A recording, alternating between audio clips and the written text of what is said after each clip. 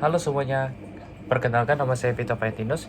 Jadi pada di video kali ini saya akan memberitahukan apa yang saya dapatkan pada saat pertemuan pertama microeconomics.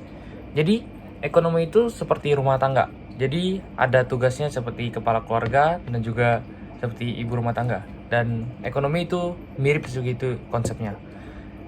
Jadi di ekonomi itu kita harus membuat keputusan pekerjaan apa yang kita mau dan siapa yang lakukannya. Terus yang saya dapat dari ini, untuk sukses itu kita pasti ada gagalnya. Jadi kita juga dari gagal itu kita bisa belajar dari kesalahan kita. Jadi poin penting dalam ekonomi itu, yang pertama itu apa yang harus dibeli, terus apa yang harus dikeluarin. Yang kedua itu berapa banyak produk yang bakal kita bikin. Yang ketiga itu kita menentukan anggaran nasional, kayak melihat lingkungan masyarakat di situ juga. Apa bedanya mikroekonomi dan juga makroekonomi? Jadi kalau mikroekonomi itu lebih belajar ke spesifiknya aja. Kayak misalnya kayak hutan gitu. Kita belajar hanya di satu pohon gitu. Terus kita melihat detail dari ekonomi tersebut. Kita juga menentukan harga berdasarkan penawaran dan juga permintaan. Dan juga perilaku individual dalam agen-agen ekonomi. Jadi kegunaan mikroekonomi itu, yang pertama itu cara kerja ekonomi pasar, yang kedua itu menyediakan alat untuk sosial ekonomi, yang ketiga evaluasi kondisi sosial seperti harga yang umum seperti harga telur, karena permintaan dan penawaran jadi harga bisa naik turun. Terus pengusaha membutuhkan stabilitas harga.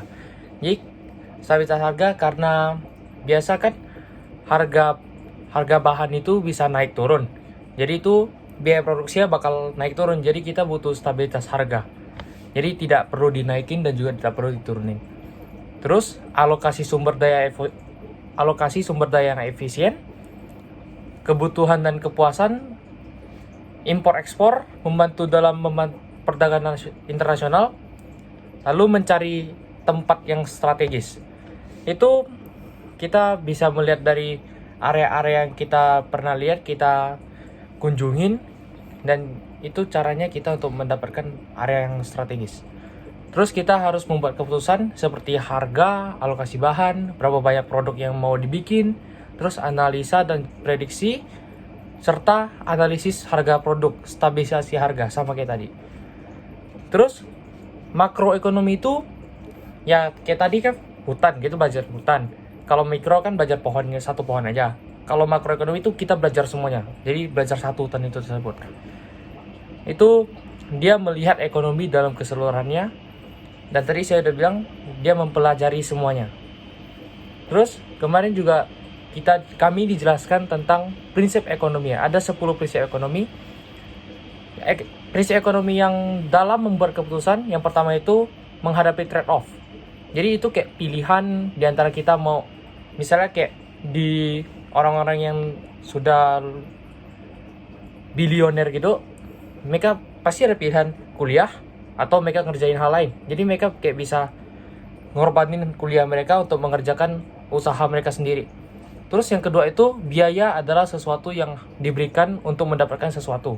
Jadi itu dalam gini tuh kita bakal ada ngorbanin sesuatu gitu untuk mendapatkan sesuatu yang lebih baik. Terus yang ketiga itu setiap orang yang rasional memikirkan untuk mendapatkan keuntungan. Jadi setiap orang yang berpikir benar itu pasti pikirnya untuk mendapatkan untung, walaupun bisa rugi, tapi mereka berpikir untuk mendapatkan keuntungan yang maksimal. Terus yang keempat itu respon kepada rewards, seperti gaji besar dan gaji kecil, dan juga rewards. Rewards itu seperti kayak THR dan lain-lain gitulah. Terus prinsip selanjutnya itu dalam prinsip berinteraksi. Yang kelima itu dengan adanya perdagangan bisa membuat semua menjadi lebih baik. Jadi itu bisa memudahkan konsumen dan juga bisa kontribusi untuk dalam negara kita sendiri. Terus yang ke-6 itu pasar adalah cara yang terbaik untuk mengorganisasi ekonomi. Jadi itu bakal memudahkan orang untuk organisasi ekonomi seperti digital ekonomi. Dan seperti yang diterapkan itu kayak misalnya di pasar itu kan jual sayur-sayur, jadi kita tuh tinggal ke pasar doang, terus kita beli sayur, jadi kayak bisa milih sayur apa yang kita mau gitu, daripada kita harus ke satu tempat dari sini ke sini gitu, itu kan bakal susah.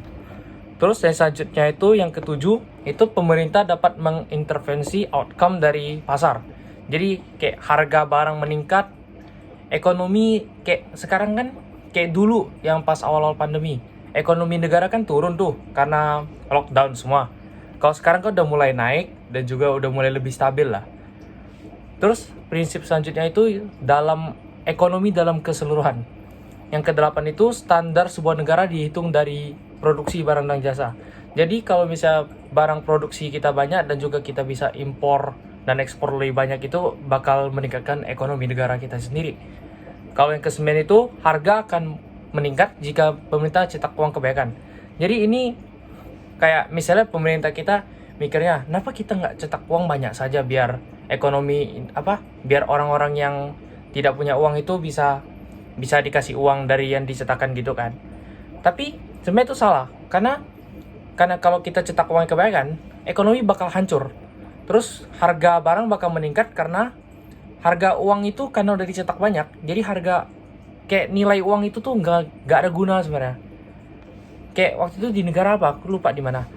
Pokoknya dia kayak beli 3 telur aja hampir ratusan juta dolar apa, lupa. Nah, itu karena pemerintah mereka cetak uang kebanyakan. Jadi itu bakal berdampak negatif besar bagi negara. Terus yang terakhir itu trade off antara inflasi dan kekurangan pegawai. Sekian, terima kasih.